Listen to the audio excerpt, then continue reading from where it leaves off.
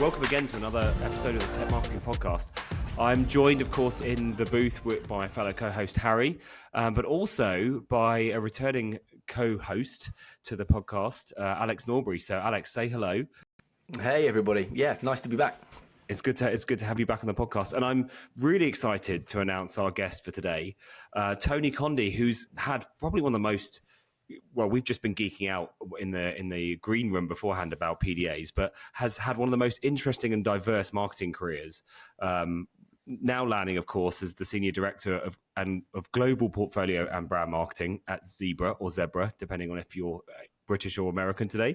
But Tony, welcome to the podcast. Thanks for having me. I'm excited to be here. I mean, you've had this career that spanned. When you started in marketing. We were talking about this before. Like you started with direct mail. You were. It feels like we've gone full circle. It feels like we're doing more direct mail now than ever before. But how has all of that history influenced, getting how you do marketing today? Early in my career, I had the opportunity, might say a little bit lucky to land in a pretty high level position. Really early in my career, putting on large business development programs, and our main marketing channel was direct mail, as you mentioned. And so when I looked at the direct mail, what we were doing as the business, it required that I take a look at our data. We had these objectives that were extraordinarily high. And frankly, the data wasn't supporting hitting those objectives based upon response rates. So I had the challenge to say, if I'm going to hit these objectives, what do I need to do? And so I was pretty young, pretty brash at the time, and probably maybe a little too stupid to be worried about making a mistake. And I looked at the data and I said, look, if we're going to hit these numbers, we've got to actually target the right people. We've got to understand who we're going to get. What is our audience? What are the personas? What are the titles that we're going after? And what's the volume I need to get to based upon that? So I made some pretty big, pretty bold decisions, and luckily they paid off, and they paid off in a big way. So, but what that did for me is it automatically put in my mind that understanding that the data comes first. You got to look at the data, and from there, then you can determine what your next actions and what your next goals and how you're going to hit those goals are. So really influenced me very early on, and it stuck with me to today. Obviously, there's more data available to us than ever, and so that desire to understand the data has really been formidable for me.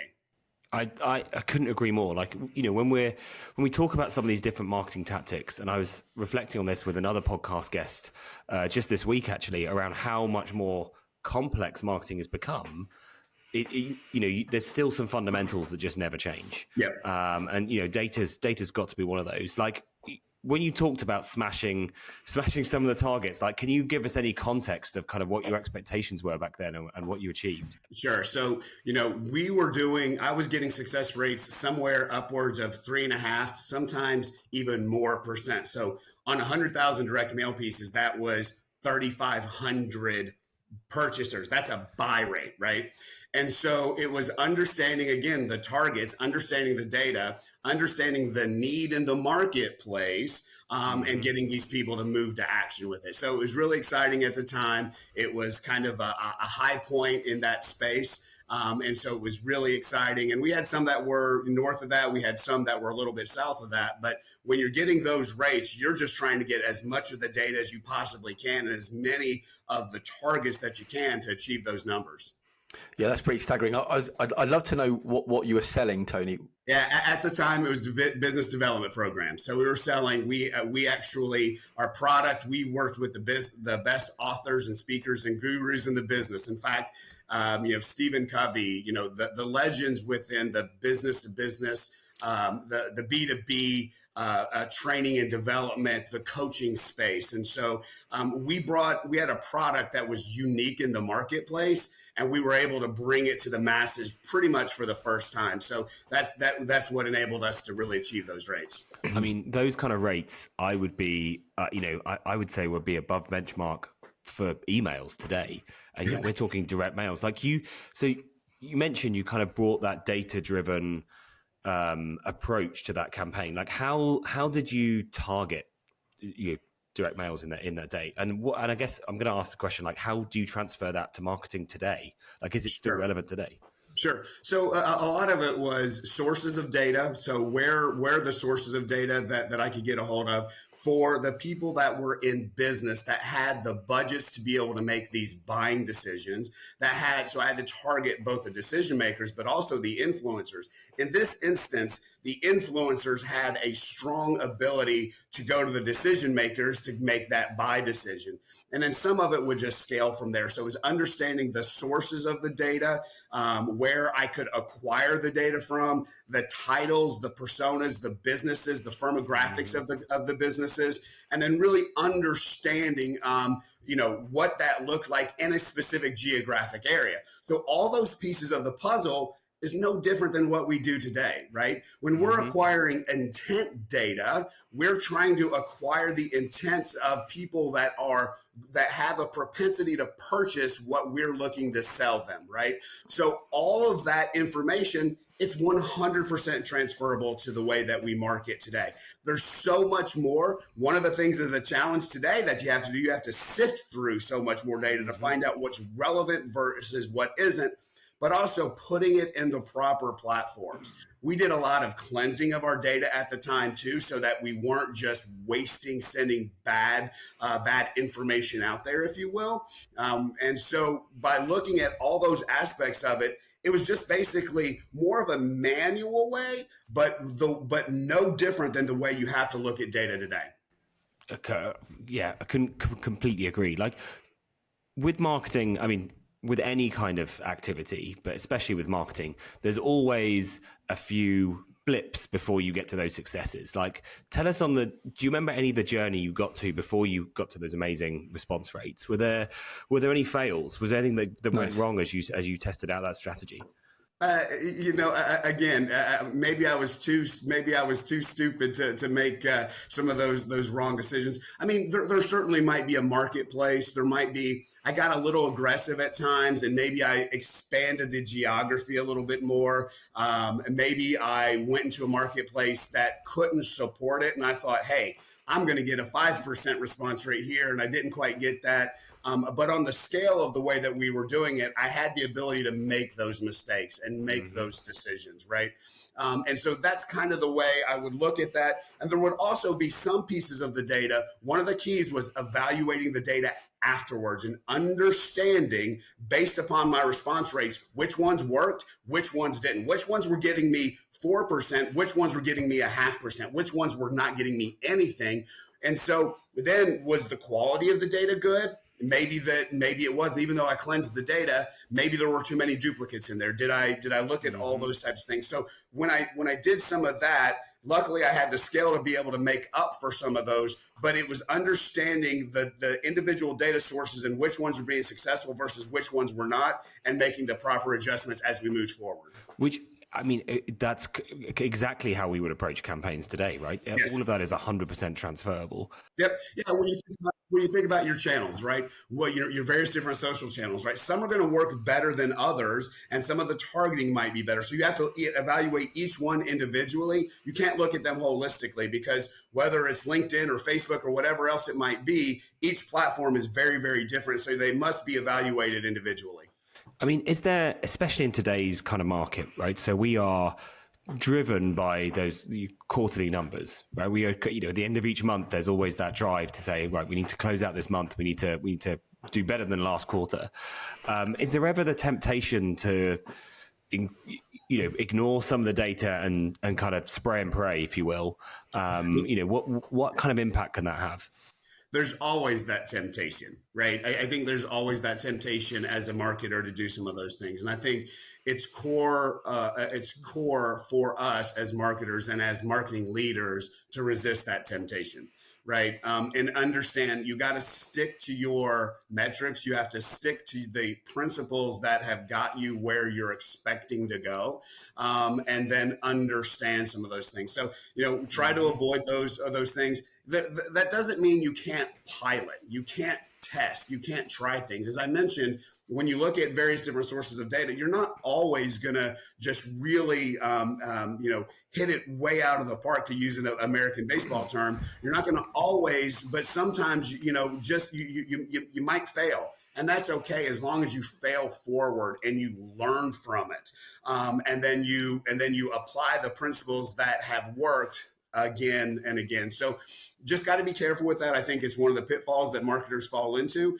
and saying, hey, I got to hit this number. But what number are you hitting? Is it really driving the business forward? I think that's one of the things too. When I make decisions, what's right for the business? Is it right for me at the time because I need to hit a metric that may not prove to drive revenue or value for the business? Then that's not a metric that I need to be focusing on. In terms of the data sort of set today, we talked a minute ago about the level of sort of complexity and depth changing now, just on the availability of information, especially around intent.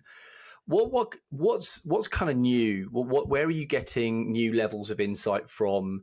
And also, how does that relay it back into the sales team and the type of insights they're providing? How's that working for you? So number one, you've got to have a strategic, strong partnership with sales. If you do not have that, then it's just not fun for anybody, right? But when you do have it, that relationship is as powerful as they can become. I always like to say, look, when I'm working with sales, we're providing information back and forth to one another, to the right people that they want to target, to the right campaigns, to the successes that I'm having. Therefore, if I'm doing a campaign that's not successful, and sales is letting me know that the leads that I'm providing them are not providing value, they're not converting into opportunities, then I need to stop that campaign. I need to do something different, right? So I've got to look at it. I got to look at it through that lens and that partnership with my sellers. When you've got that partnership, then, I always like to say, marketing doesn't close deals, sales does, right? And so I always try to take that approach with them. I want to provide you with the proper contacts, the proper leads, the proper opportunities, so that you can drive revenue for the business. It's about pipeline creation, right? And so that's the way you kind of look at those different pieces of data. That's the way that, in terms of the tools, your systems have to be set up. Your CRM has to be set up to understand that. It has to be able to provide you the information on what's working, what isn't, and actually how they're moving through the pipeline. Because if you don't have that information, then you're beginning to fly blind. I'm interested in the failing forward idea that you put down to us. When you recognize something is failing, do you withdraw that immediately and then minimize the losses of that? Or do you try and fail it all the way to get as much data from that failure as you can? I play a lot of like card games and stuff. I like to do that. And, like the really nerdy ones where there's like 10,000 different cards and you put together like decks. And if you're going to play 5 or 6 games with someone and you're losing this one, rather than take a 2-3% chance at winning, you're often better to lose really hard and make the game go longer so you have more information on what cards they have. Would you apply that strategy, or would you rather cut losses as soon as you have the information that you're doing something wrong? It depends on the particular activity and campaign. Once I've received enough information to know that this is not working and it's not going to work, I cut my losses or I adjust, right? You don't necessarily have to completely cut and stop doing it. You can adjust to try to see if those additional efforts. We always talk about A/B testing, right? That's core. That's core to A/B testing. You look at what's working, what's not, and then you adjust accordingly based upon that, right? So that's kind of a midway type of thing. So you look at it based upon the activity that you're measuring against. If you're towards the end, maybe it doesn't make sense to stop it. But if you're halfway and you have enough information that you can speak with confidence that it's not working, go ahead and adjust and shift those dollars somewhere else. Our resources are too precious today, right? We can't afford to just keep doing something for the sake of continuing to do it. And I think sometimes marketers do that. They kind of get stuck in their brain. Well, I made this commitment. I need to keep doing it. But with resources being so precious and budgets being what they are, you want to maximize the value. You want to maximize the ROI of every dollar that you have. And that's the way that I approach it. Do you need to know why something isn't working before you cut it, or do you just need to know that it isn't working before? No, I need to know the why, and I need to know it's not. So I want to know the why it's not working, because if I know the why, then I can make the adjustments. And then if I can't make the adjustments or I can't figure it out, then it becomes a decision point, right? Do I go ahead and stop it now and evaluate later, or do I say, well, maybe it just takes a little bit longer? Because there are absolutely programs that just take longer. You can't automatically assume that, I mentioned the direct mail. That was a quick buy. I would know immediately on that. But in the tech world, for example, your buying cycles 3, 6, a year, 2 years. It's going to take a bit longer to really understand those. So a lot of times from a marketing perspective, you're higher up the funnel. And so you kind of look at that from there, but you really many times won't know the true success of a campaign or an activity until 6, 9, 12 months down the road. How long do the campaigns that you're delivering, how long do they last, Tony? Because we all know that those tech buying cycles are really, really quite long. But in our experience, most technology companies, and you're launching products, all the time, often only run for a very short amount of time. I don't know whether you've got any perspective or any view on how Zebra are doing it, or how you've done it, or do you see it changing, i.e., longer term thinking? Yeah, Zebra has gone through a journey, and we actually today currently are actually taking the longer view of it. And it's really exciting for us because we've evaluated the fact that maybe we weren't being as efficient as we possibly could with some of those shorter campaigns and some of those smaller budgets. So one of the things that working with our digital team and our campaigns team right now, I'm really excited about is the fact that we are taking that longer term approach. We're taking it across all campaigns, whether it be vertical campaigns and product led campaigns. And then therefore we can be in market at every point in time to drive the business forward. So it really is more about that longer game in the tech space. And you're exactly right. If you're running a campaign shorter than 3 months, unless it's just because you're just trying to recruit for a webinar and then you're doing a call out on top of that, certainly those things are kind of shorter term. But when you talk about a full blown campaign, they really need to be in market a quarter or more before you can actually start to derive value from them in the tech space. I think that's what was going through my head is like, how do you balance, because some tactics today, especially when you start to include how, and we talk about this a lot on the podcast, how the B2B buyer is doing their own research, like relying on investment in sowing a foundation that has to be there for 6, 9, 12 months before you'll start to sow results. So being able to like weigh up when you throw the towel on a particular tactic, I guess have you got any tips on how you vary that, or is it just down to intuition? Well, no. It's not intuition. People say this all the time. Mm-hmm. Marketing today is truly a science. It's a data science. And so again, you just have to be informed by what the data is telling you.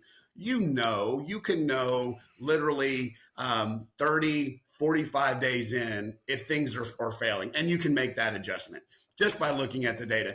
If you've been in market 45 days, just mentioning the, kind of this long view, we're going in market. And so I've got a 30-day checkpoint. And at that 30-day checkpoint, we're going to be looking at the data and say, hey, what's working? Because the systems themselves also have to learn too. Yeah. So you've got to understand both your platforms and your systems. The systems have to learn. There's so much AI in the world today around marketing to go along with all this.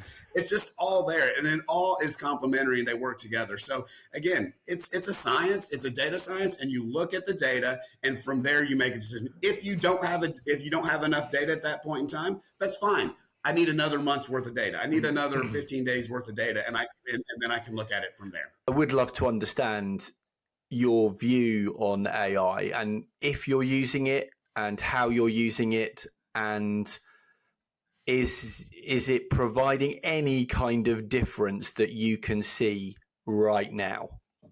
We're in the place I think a lot of people are right now. We're doing a lot of testing, right? We're doing AI, maybe and from a copy perspective, certainly AI from the perspective of, things like your, kind of click to chat platforms and things of that nature. We're testing the ability to use AI in, certainly translations is a great place where you can use AI. Looking at AI from a copy and a web perspective on those types of platforms, and AI is always going to be a piece of the puzzle on any of the kind of the digital marketing efforts and some of the targeting things, because it's a lot easier for the systems to learn than us as humans can do on some of those types of things. So a lot of testing right now. I think the future is going to be very bright. I think the future is going to be a lot of opportunities, but that's really the same place that all spaces are trying to figure out where the proper niche is where I can apply AI. There's a specific email tool that's an AI platform that fooled me. And I was just like, you've got to be kidding me. I got fooled. I was sitting there chatting back and forth with an AI prompt. And so it's pretty robust, some of the things that you can do today. I think it's important for us as marketers to kind of stay abreast to what's available to us, so that we can apply them where appropriate. I also think it's important to understand where they're going to plug in, and then from there, that's how we can understand to build our processes and procedures around that. Everyone's in that kind of space of figuring it out, but not necessarily really understanding whether it's either saving them money or whether it's increasing the quality of the output yet. We're all still figuring it out right now without anything kind of measurable yet. But yeah, just wanted to ask you. Thank you. Yeah, I mean, like when I plug things into, the AI tools, I've been writing a long time. I'm a better writer than the AI tools. And so, it's like easier. And I'm actually probably a better editor than I am a writer. So that's why I sometimes try to apply that. But same here.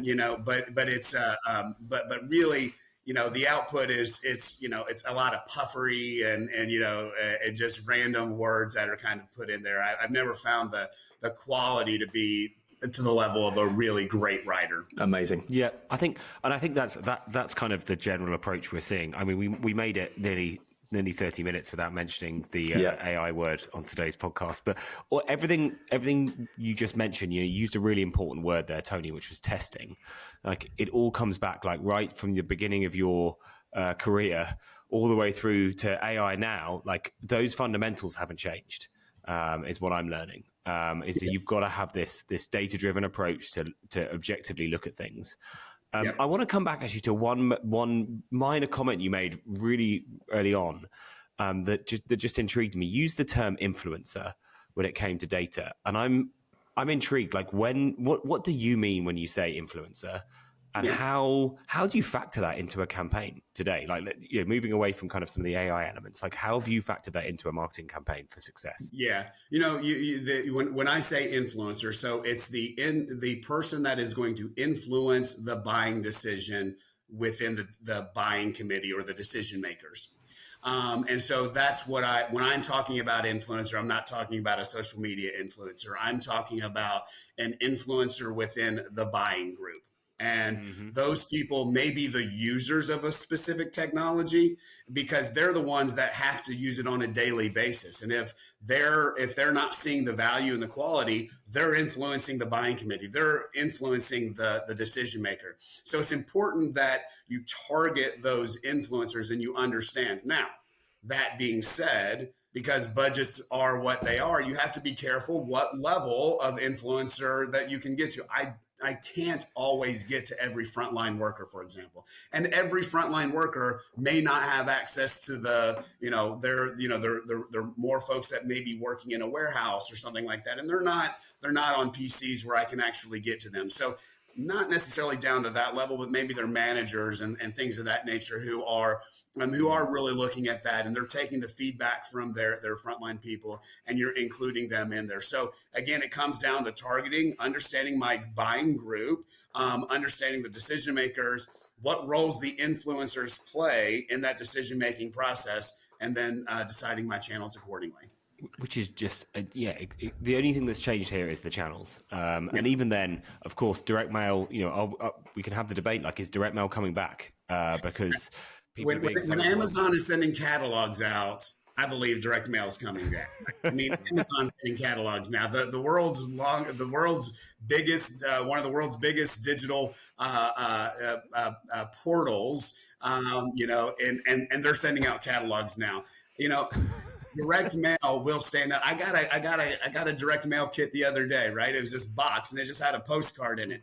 They could have sent the postcard, but they know that postcards don't work, so they put it in a box. And guess what? I opened up the box. We actually haven't seen any of those Amazon catalogs in the UK. Like, are they using?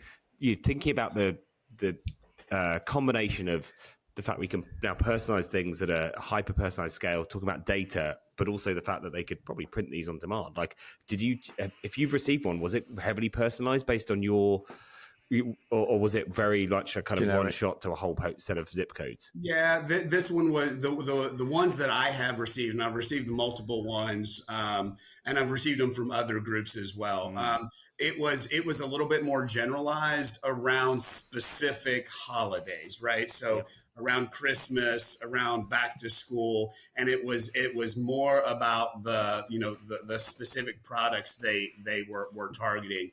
If in working with Amazon, which I've done some work with Amazon over the years, obviously they're a huge and they're a great marketing engine. And so when you partner with them, and depending on your level of advertising spend, they may include you in that if you're particularly right there, or other types of outbound campaigns that they're doing, or display campaigns. I guess we always use the case study of the Target personalized direct mail that unfortunately in this case told a family that one of their daughters was expecting sooner than even she realized, just based on her previous purchases. But like, do you bringing data back into kind of some of the marketing tactics that we're talking about here?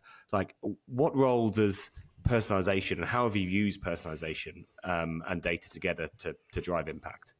Yeah, I think personalization is key, especially when you start talking about ABM type programs and campaigns, and that's where you can see the larger value.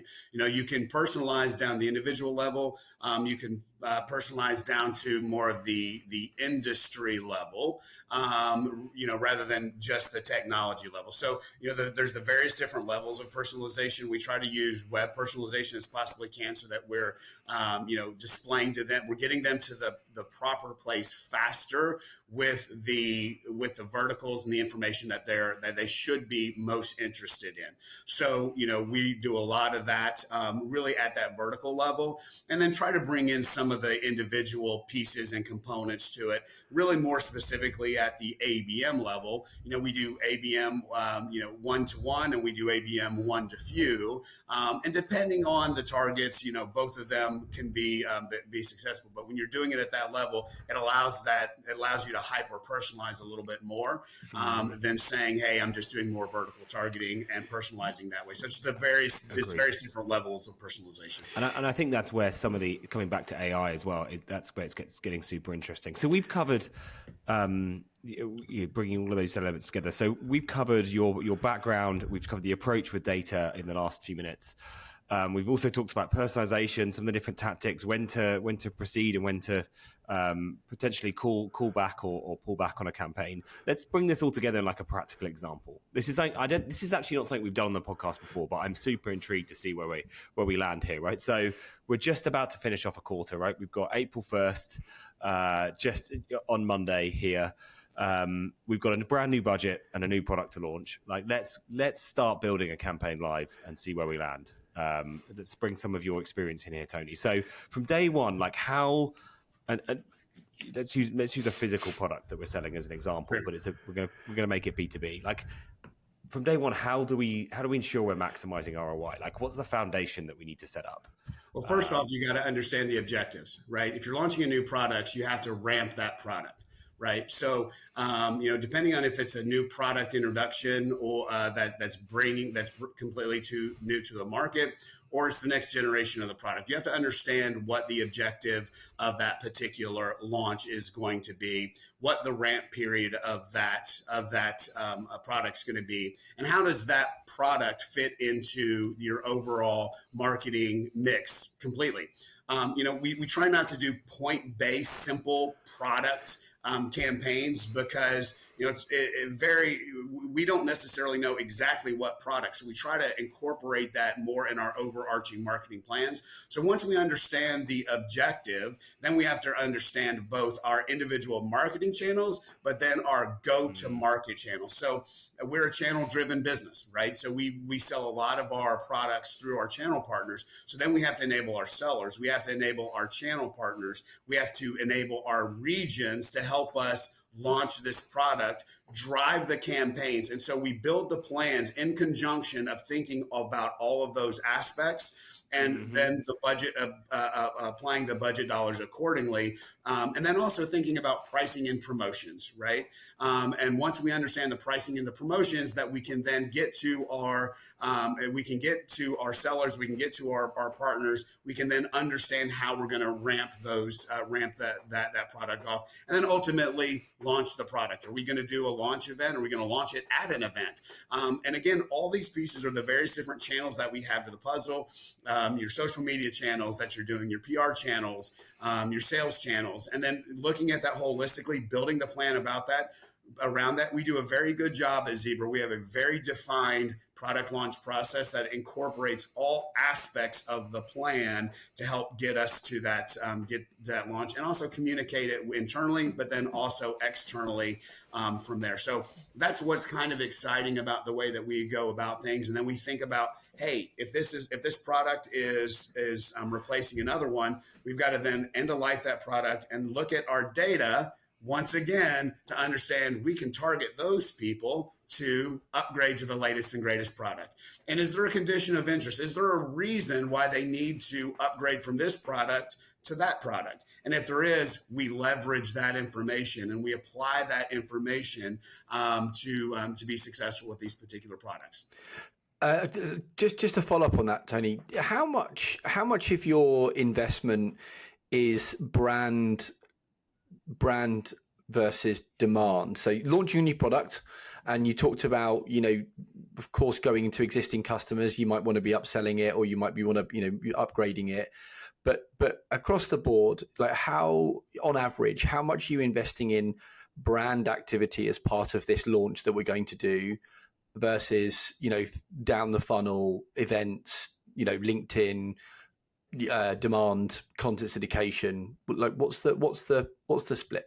So, when you think about brand as a whole, brand has to be complementary of everything we're doing at any demand level, at any product level. So if you've got a strong brand message, that brand message should support everything else that you're doing further down the funnel from a campaign perspective. If you're talking about simply a brand awareness campaign, in the B2B space, we spend a small portion. We certainly have brand awareness campaigns that run globally, but those brand awareness campaigns are then supported by our individual demand campaigns, which are inclusive of our product campaigns that fall within them, right? So we are a big, market leader in our spaces. So we are well known there, but we're certainly not known by everybody. And certainly some of the other verticals were much less, and then some of our expansion verticals were not known at all for.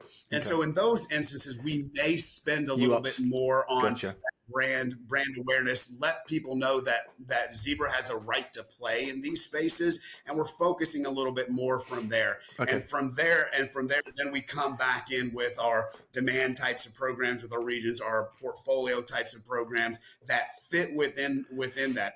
I think sometimes too, if it's just a general Super Bowl ad or something like that, or World Cup ad with just putting our logo out there, we don't spend a lot of money on those types of things because there's a lot that's more of a spray and pray approach that Mm-hmm. a lot of those people aren't even our target audiences. So we focus more down within when we're doing awareness type programs within our vertical spaces to understand that, and then complementary with our demand campaigns and Okay. our regional programs. And so I would say it's more focused further down the funnel, but it's complementary to everything that we're doing at the brand level. Okay, thanks, Tony. That's great. I just want to, I guess, follow up with, look, we're launching this new product. How do you go about ensuring that the campaign that you're going to be creating, how do you make sure it stands out? Not just against what you've done before, but against the competitors and actually everyone else advertising to them. How do you go about that? Well, number one, you have to understand the outcomes that it can deliver for the customer, right? If my product is going to deliver an outcome that is superior to my competition, now I'm looking to differentiate myself from the competition. So what are the outcomes that I can deliver that my competitors cannot? What are the other differentiating factors that I can deliver that my competitors cannot? And then from there, building my campaign accordingly to highlight those types of things. So it's, the valid business reason why is a term we're using a lot within Zebra. What are the reasons why you should choose us over anybody else? We like to always say that, if you choose Zebra, you're going to be supported, and you're not going to make a mistake, right?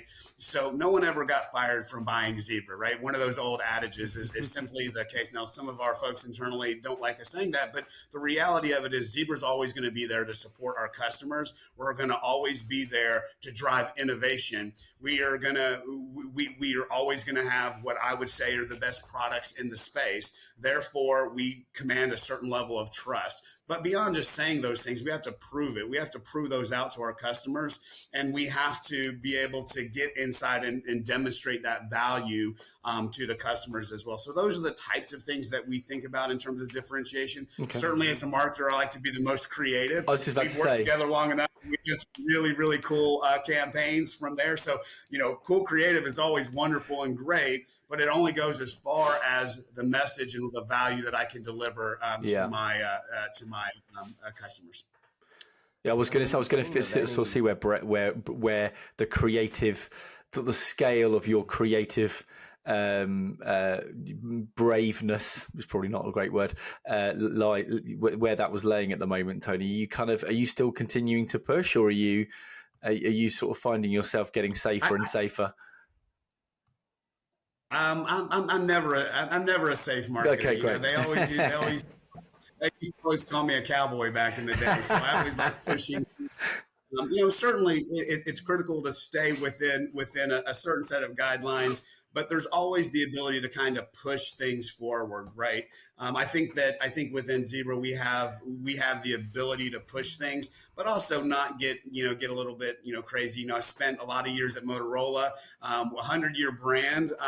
Sometimes the appetite was a little bit less. I managed the brand for Motorola, and so it was you had to be a little bit more careful at Motorola, but we are trying to do new, innovative, creative types of things, and I think we've got an innovative brand, right? And I think we continue to get more innovative, and we have the opening and the ability to do some really nice and cool stuff.